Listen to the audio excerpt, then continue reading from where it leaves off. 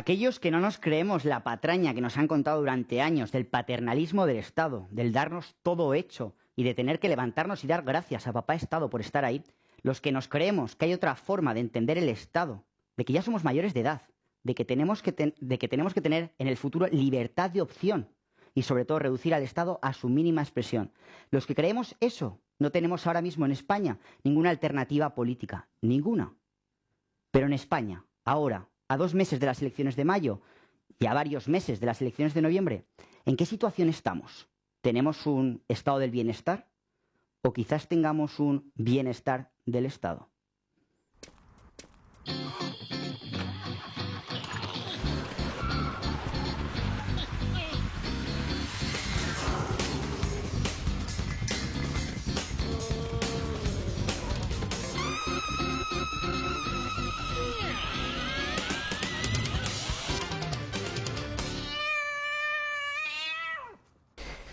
Pues como decía en el editorial, ¿en qué situación nos encontramos en España? ¿Tenemos un estado del bienestar o tenemos en cambio un bienestar del Estado?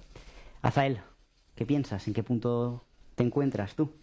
Tenemos un estado del bienestar, pero tenemos un problema, que es la gestión de este estado del bienestar. También tenemos que remarcar que hay un problema de cara a futuro importante, que es la seguridad social. ¿Por qué? Porque tenemos un problema que tendremos dentro de 10, 15 años con el pago de los jubilados. Entonces, el estado del bienestar es sostenible si se gestiona y se toman medidas, y además tenemos que poner el punto sobre la seguridad social y el impacto que tendrá el aumento de jubilados en los próximos años. Raúl Burillo, bienvenido, candidato de Zaragoza en Común al Ayuntamiento de Zaragoza. ¿En qué situación crees que está España? Pues yo creo que España está en una situación en la que tiene que hacer posible que lo que nos acabas de decir no sea una dicotomía, no es optar por una cosa o por otra, es decir, solo es posible un Estado con la felicidad de los que viven en él, es decir, es necesario un estado del bienestar. El Estado solo se fundamenta precisamente en hacer la vida más fácil a sus ciudadanos. Por lo tanto, lo que tenemos que hacer, la gente que nos dediquemos a partir de ahora a la política, es que sea posible, es decir, verdaderamente convertir un estado del bienestar y hacerlo posible además con el menor coste para los ciudadanos. Porque si no, al final terminamos pagando nuestros propios Llevamos 30 años en este país de democracia con estado del bienestar pleno, pero hay que hacer pero el gasto igual nos hemos pasado de gasto, de frenada. Daniel. Sí, bueno, que yo me decanto mucho más porque es el bienestar del Estado, pero el bienestar del Estado no para la ciudadanía. O sea, cuando a mí me hablan de estado de bienestar, yo te pregunto, ¿qué estado de bienestar? ¿El donde dejas tu dinero en el banco y te lo meten en preferentes? ¿Cuál estado de bienestar? O sea, yo creo que un estado de bienestar, si fuera realmente un estado de bienestar, tendría que ser viable a medio o largo plazo. Y esto es inviable a medio o largo plazo. Cuando tú miras lo que bien hablaba el compañero, la pirámide demográfica no es una pirámide, es un hongo. Y llegará un momento en el que sea matemático. Eso no es una cuestión de opinión, es una cuestión de criterio. O sea, eso es matemáticamente imposible sostener esto a 10, 15, 20 años vista. A mí lo que me resulta triste es que se engañe al ciudadano, haciéndole creer que vive en un Estado donde el Estado proveerá, cuando bien comentaba el otro compañero de que el Estado tiene que proporcionar la felicidad a los ciudadanos, yo creo que es que hoy en día el Estado extrae felicidad de los ciudadanos, ¿no? Entonces, considero que eso se tiene que ver, se tienen que analizar los datos, ¿no? O sea, cuando ves la gente que tiene 35 años y te encuentras que la gente que tiene que pagar esas pensiones a futuro es una tasa de natalidad de 1,2, 1,3, yo quiero que me expliquen, yo no solamente eso, sino la pérdida poblacional que eso va a suponer. Vamos a ir desgranando esto del estado del bienestar, vamos a coger las patas fundamentales. Tenemos educación, tenemos sanidad, hemos tocado ya pensiones, podríamos tocar dependencia. Las pensiones, ¿en qué situación están las pensiones en España ahora mismo? ¿Son impagables el día de mañana las pensiones? Tenemos en las pensiones, si se sigue con la estructura actual, va a ser impagable por una razón, porque actualmente hay 1,96 empleados privados para sostener a los jubilados. Por cada jubilado hay 2 empleados, ¿vale? Privados y públicos, perdón. Entonces, el ratio que tiene que haber para que se sostengan los jubilados tiene que ser un ratio de 2,5, 3. O sea, 2,5 empleados por cada jubilado. Y la tendencia que tenemos es que los jubilados van a aumentar unos 7 millones en los próximos 15, 20 años. Y lo que decía Daniel, y la tasa de natalidad no está aumentando. Correcto. Con lo cual, si no tomamos medidas, esto tenderá a que haya un empleado por cada jubilado. Insostenible la seguridad social por esa razón, porque no se podrá sostener. ¿Y qué solución tenemos? Porque prácticamente me está entrando pavor de escuchar esto, porque yo quiero una pensión el día de mañana. ¿Qué solución podemos Pues la solución es hacer viable el sistema de pensiones. Es decir, aquí lo que podemos decir es que el Estado nos roba, el Estado es el problema. El Estado no es el problema, el Estado es parte de la solución. La solución, por supuesto, está en dinamizar la actividad económica, en volver a recuperar la confianza de los ciudadanos, en volver a recuperar la ética política, la preparación de los políticos. Al final tenemos unos políticos que dudamos de ellos. En este país podemos dudar de todos nosotros, pero la solución está cuando los ciudadanos nos organizamos, y aquí hay un Estado, y este Estado no podemos convertirlo en el malo de la película, en el eje de los problemas. Lo que tenemos que hacer es un Estado que haga viable la actividad económica y volvamos a recuperar, yo creo que esa fe en nosotros mismos, en los ciudadanos, en el Estado y en la política. Y para eso creo que lo que necesitamos es verdaderamente una ambición política de cambiar la situación en la que nos encontramos, ¿no?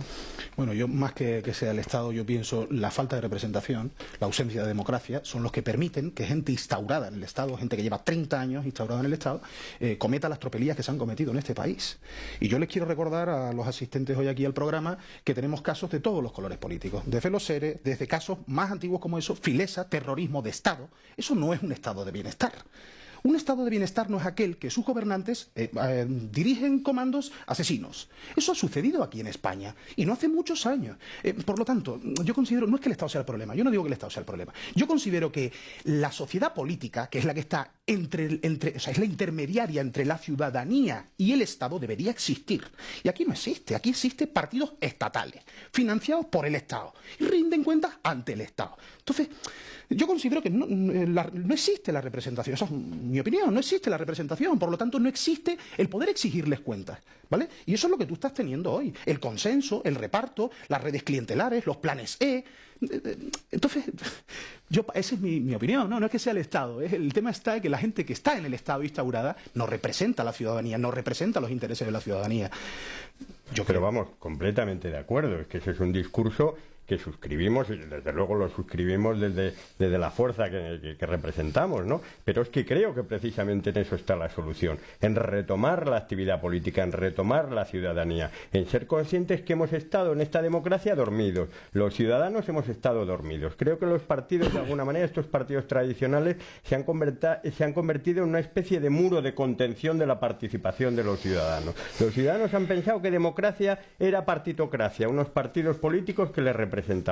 Y después yo creo que la crisis nos ha servido para despertar de un sueño en el que hemos visto que no era así, que el Estado se encuentra en una muy mala situación y tenemos que retomarlo. Pero yo, de alguna manera, mi discurso, compartiendo el tuyo completamente, es decir, ese discurso de dónde está el problema, está seguramente en lo que acabas de decir. La cuestión está en dónde está la solución, en qué es lo que vamos a hacer los ciudadanos, retomando, creo que, las riendas de nuestro destino político para hacer posible algo que es necesario. Las clases medias, las clases populares, necesitamos un estado del bienestar. Necesitamos saber que cuando vamos a enfermar, vamos a ir a un hospital que nos va a atender. Mi padre está en un hospital, Raúl, ahora mismo. Porque el estado del bienestar es sanidad, educación, pensiones, dependencia, seguridad, que algunos pueden meterla más en sanidad, pero es que eso es el estado del bienestar. Luego igual hemos creado otro estado aparte de esas patas.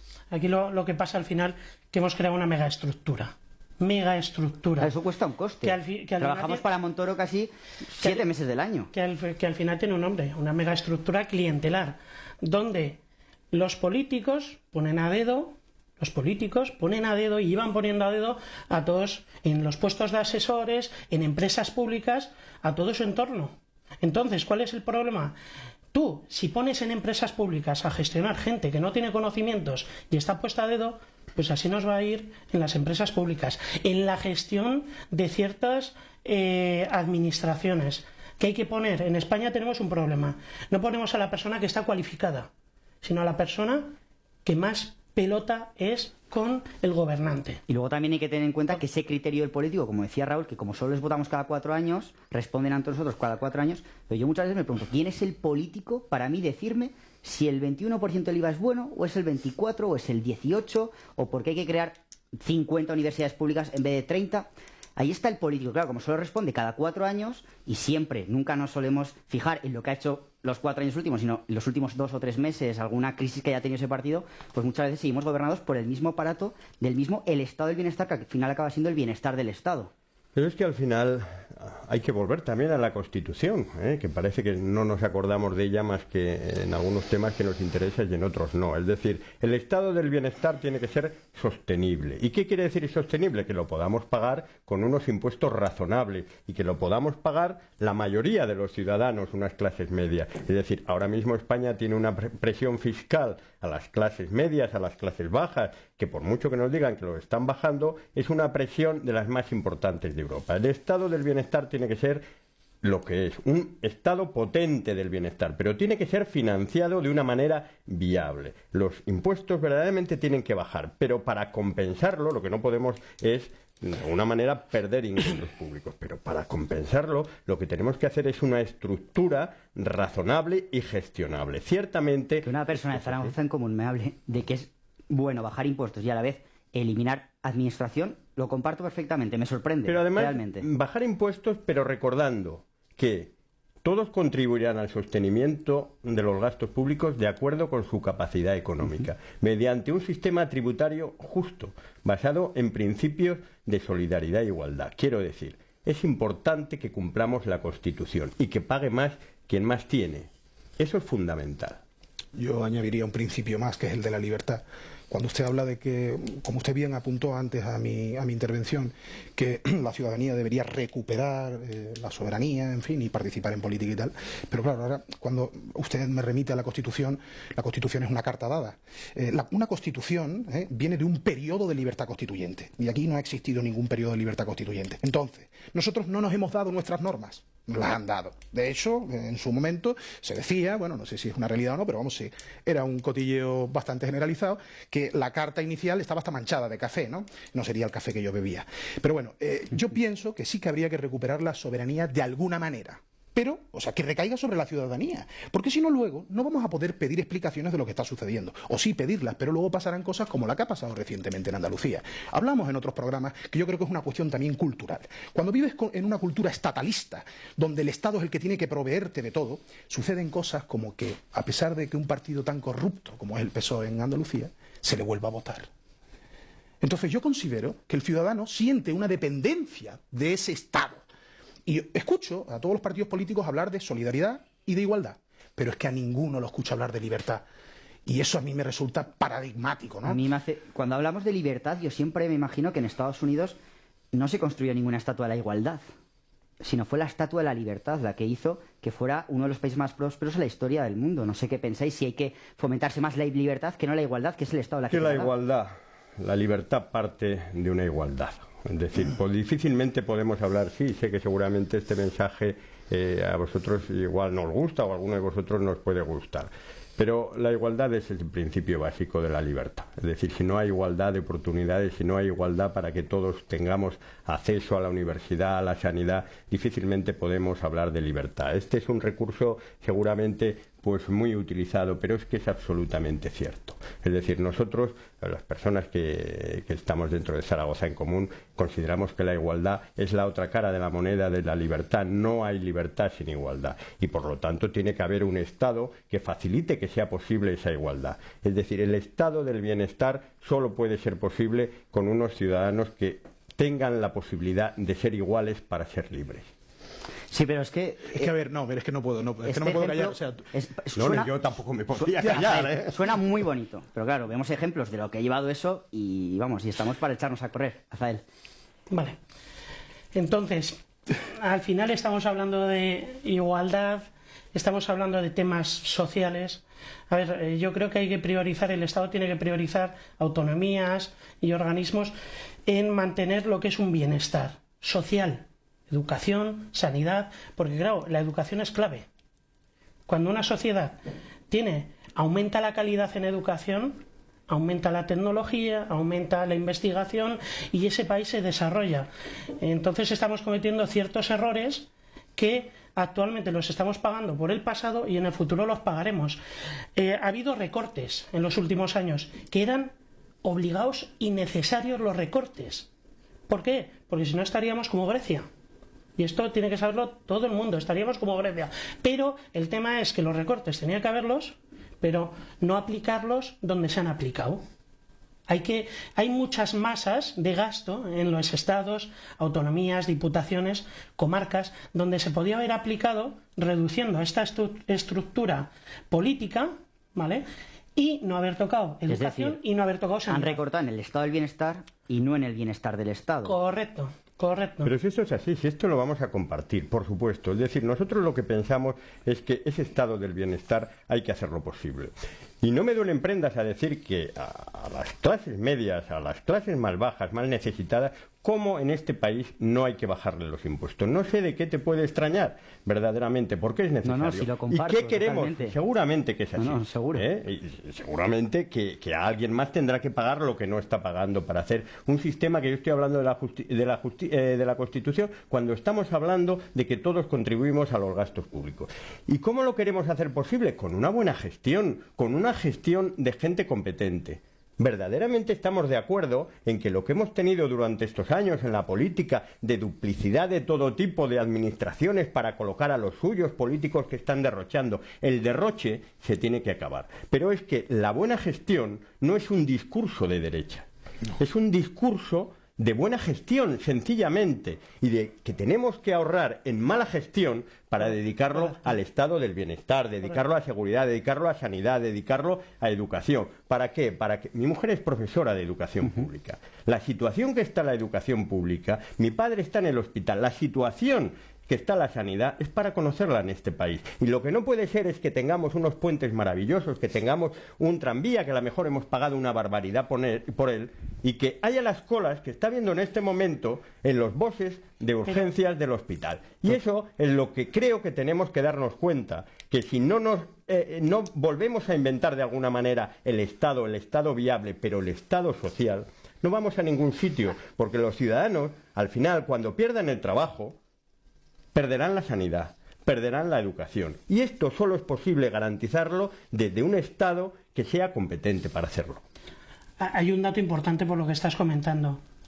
El gasto en educación y en sanidad, desde el año 2002-2003, ha aumentado, si ves la estadística, no la tengo ahora, un 20 o un 30%. No, somos los países que más gastan en educación de Europa, ¿eh? Si no el 40%, entonces un ciudadano de a pie y un empresario y un autónomo se hace la pregunta, a ver, se ha aumentado un 20, 30, 40% el gasto, ¿dónde ha ido ese dinero? Porque la calidad no se ha aumentado. En una empresa tú no puedes entender que aumente lo que es el gasto un 20, 30, 40%, disminuyan los ingresos y para colmo no aumente la calidad del servicio. Pero hablabas de sanidad, pero es que en educación es el país, España, el país que más gasta en educación y estamos a las colas. Y en educación también, ¿eh? Bueno, y donde están los recortes de la DGA, del Gobierno de Aragón, es en el número de trabajadores de la enseñanza. Hay menos profesores que hace 3 años o 4 años. ¿Habrá aumentado el gasto? Eso estaría por ver. Pero lo que desde luego ha disminuido,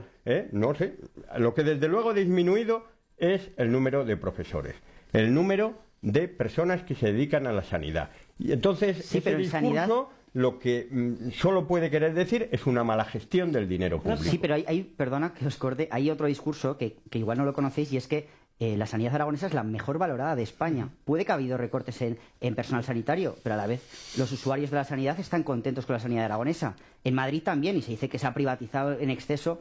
No lo sé hasta qué punto podemos entender que los datos son objetivos de recorte en profesional, pero por otro lado hay un buen servicio. Pero porque el profesional, y permíteme que intervenga, mi madre en este caso en paz descanse, era enfermera y mi padre médico, el profesional se desvive por el paciente. Eso es lo que sucede con la sanidad. El profesional no puede ver a un paciente y dejarlo de atender, por lo menos lo que yo he visto en mi casa.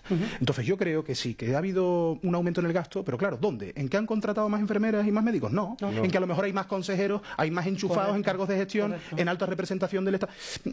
Entonces, claro, es que ese es el problema. O sea, están quitando donde no hay que quitar. Los recortes sí son necesarios, pero no en cargos completamente... Vamos a ver.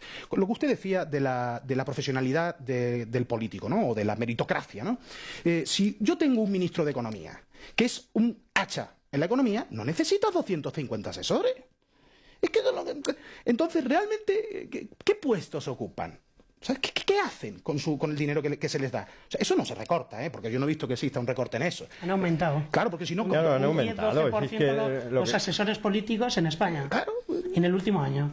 Y el derroche que ha habido durante todos estos años, es decir, la necesidad de contar con obras públicas, con modificados tras modificados y saber dónde está ese dinero, pero eso nos introduce en un discurso que ya es conocido. Es decir, hablar de la corrupción, hablar del derroche, es obvio que es así. Para mí lo importante es saber qué es lo que vamos a hacer. Y ahora. Es decir, si los ciudadanos dicen que al 48,5% de los ciudadanos lo que más le preocupa o el segundo problema de este país, por ejemplo, es la corrupción. Bueno, pues parte de esos ciudadanos deben estar votando a partidos que están inmersos en asuntos graves de corrupción. Es decir, ¿te preocupa o te ocupa en la conversación de bar? Si de verdad a los ciudadanos les preocupa la corrupción, mantener el estado del bienestar, yo creo que tienen que apostar por situaciones políticas nuevas, por soluciones políticas nuevas. El domingo pasado se vio que la alternativa eran otras propuestas nuevas, puede ser Podemos, puede ser... Y han votado lo de siempre, al mayor caso de la historia de corrupción. Don Raúl, yo le hago una propuesta, soluciones, sí. Mire, yo no estoy muy a favor de esto, ¿no? Pero ¿qué pasaría si se implantase mañana el dinero electrónico y el dinero físico desapareciera de circulación? Eso a mí es una cosa que me interesaría que hablasen de eso, ¿no? Porque si tú tienes una economía sumergida, que ya me gustaría a mí, como hablamos bien en otros programas, me digan cómo se calcula la economía sumergida, se estima en un 30, un 40%.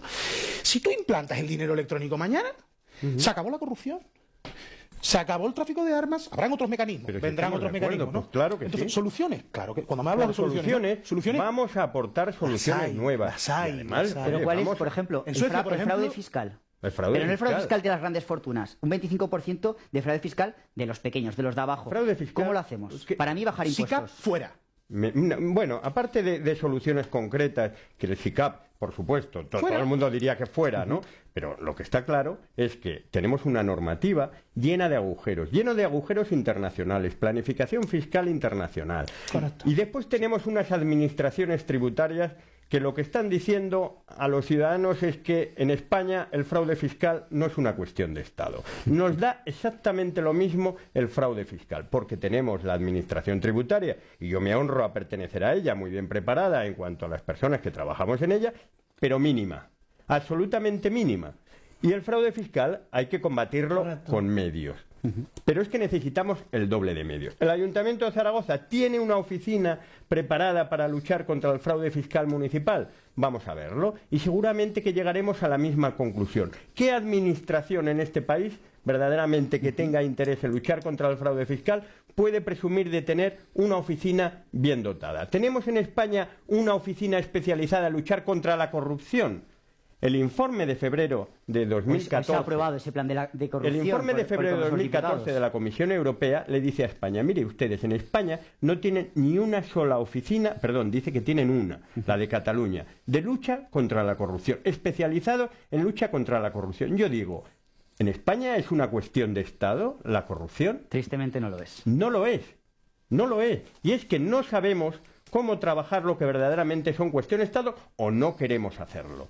De ahí, para mí, la necesidad de un cambio político y que cada uno opte por el que más le guste en función de lo que crea que son sus ideologías. Pero creo, sinceramente, que lo que hay que hacer es aportar ideas. Venga, Zael, rápido. Si es que al final lo que estamos hablando es poner coherencia en la gestión. Me da igual que sea de una empresa, que sea de un autónomo, que sea de una institución pública, de una empresa pública, poner coherencia. Importante como soluciones, la corrupción. Se estima en un 20-30% de economía sumergida, que si eso aflorara en impuestos supondría pues 10.000, 15.000 millones de euros. Entonces, esos recortes de sanidad y educación no se hubieran producido. Luego, dos, y ya acabo. Auditorías, por favor, auditorías a todas instituciones. Si tú tienes una auditoría cada año, no vas a meter la mano en la hucha. ¿Por qué? Porque te van a pillar. Y auditorías independientes, que no pertenezcan sí, que no sea del partido político, a una institución como el Tribunal de Cuentas o la Cámara. Pero también internas. También vamos a crear instituciones dentro de las administraciones independientes que hagan auditorías. El Tribunal de Cuentas potente, la Cámara de Cuentas potente. Terminamos con Daniel porque estamos ya en tiempo. Daniel, termina. Sí, bueno, yo creo que hace falta un control, ¿no? Porque el dispendio que se ha producido aquí es por una ausencia de control, o si hay algún órgano que se llama de control es nombrado a dedo por el cargo político de turno, ¿no? Entonces, cosa que a mí me parece escandaloso. Entonces, yo considero que, volviendo al inicio de la conversación, debemos de recuperar la vida política en España, si es que alguna vez ha existido, ¿no? Deberíamos recuperar la vida política. Y con esto yo termino. Sí, totalmente de acuerdo contigo. Bueno, señores, gracias. Nos quedamos con la aclaración de que hay que reinventar el Estado de un modelo o de otro, pero nosotros ya saben que lo contaremos aquí porque volvemos mañana, porque nosotros sí que cumplimos con nuestro programa. Buenas noches.